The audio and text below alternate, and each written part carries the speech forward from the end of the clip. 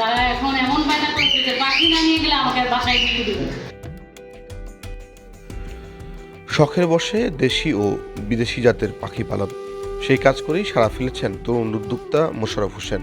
ঠাকুরগাঁয়ের রানীশংকৈল উপজেলার বাচর ইউনিয়নের সুহদর গ্রামের ইউপি সদস্য তাহেরুল ইসলামের ছেলে তিনি।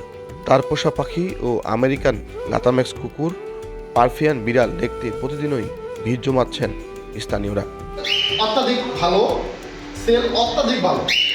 আমি এখনো এদেরকে বিট করাই যে আমার কাছে পড়ে আছে এরকম কোনো না, পড়ে আছে এরকম না, এর চাহিদা অনেক ভালো ভাই।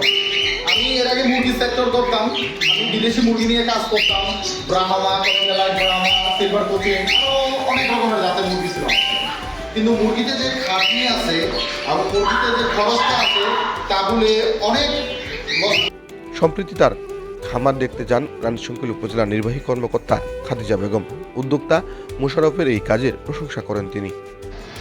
আমাদের সপ্তাহী প্রাণী সম্পদ সপ্তাহ উদযাপন হচ্ছে, এটা আপনি সবাই জানেন। তো ওখানে প্রথম আমরা মেলাতে মোশাররফ এই দোকানটা দেখতে পাই, যেখানে বেশ কিছু পাখি, বিড়াল এবং বিদেশি কুকুর সাথে করে নিয়ে এসেছিল। সেখানে গিয়ে আমি খুব আগ্রহ বোধ করি এবং আমার বাসায় আমার ছোটো ভাইটা হয়েছে যারা ওদেরকে দেখেন, তারা এখন এমন বায়না করছে যে পাখি না নিয়ে গেলে আমাকে আর বাসায় ঢুকতে দেবে। তো সেজন্য আমি আজকে নিজেই তার এই খামারটি দেখতে আসছি।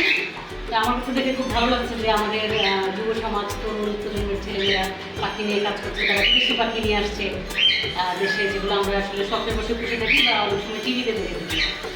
আমি দোয়া করবো যে মোশাররফের এটা দোকানটা যেন আরও বড় হয়। আপনাদের যদি পাখির প্রয়োজন হবে বা ছোটো ছেলেমেয়েদের যদি আমাদের প্রাণীদের প্রতি ভালোবাসা জন্মাতে হয়, তারা যদি পাখি পুষতে চায় তাহলে এখান থেকে দিতে পারবে। ছেলের এমন কাজে খুশি বাবা ইউপি সদস্য তাহেরুল ইসলাম। ও মুরগি টুকিরও ব্যবসা করছিল আর কি, আমি নিষেধ করি। এখন দেখা যাচ্ছে পাখির সাথে এখন বিড়াল আছে, বিদেশি কুকুরও আছে, বিভিন্ন জাতের পাখি, ময়না পাখি, আবার কুকুর দেখা পাচ্ছি, টিয়াও দেখা পাচ্ছি। এখন ছেলেটা বারবার বাধা দেওয়া সত্ত্বেও এখন সে, আমি হিসাব তার কাছে নিই 20-25 হাজার টাকা তার ওই দিক থেকেই লাভ আসতেছে এবং বহু লোকজন ভিড় জমাচ্ছে, দেখতে আসতেছে, ইউনো সাহেব পর্যন্ত আসতেছে। তা এখন আর বাধাও দিতে পারতেছি না, যে লোকজনের ভিড়, গেঞ্জাম, বিদেশি কুকুর হইতে ময়না পাখি, ঘুঘু টুকু ইত্যাদি অত পাখির নামও তো আমি আর জানি না। কালকে আবার দেখছি যে ইউনো সাহেব সহ বাইরে সবাই সহ খালি দেখতে আসতেছে। তো সে এখন সে সম্পূর্ণ একটা খামার হয়ে গেছে 3 তলা। যে পাখিগুলো সব হলো বাংলাদেশি কোনো পাখি না, সব বিদেশি পাখি।